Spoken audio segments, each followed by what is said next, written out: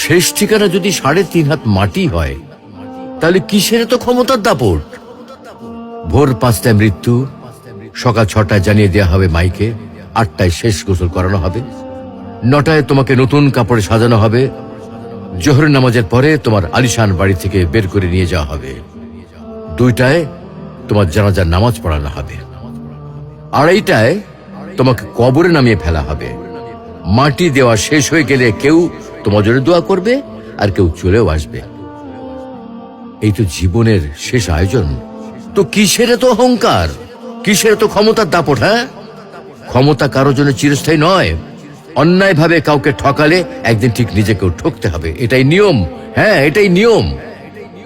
ভোরের সূর্যোদয়ের আলোতে যে পৃথিবী আলোকিত হয়, সন্ধ্যার সূর্যাস্তে তা আবার হারিয়ে যেত দেখি। অসত্য দিয়ে সত্যকে কখনো ঢেকে রাখা যায় না।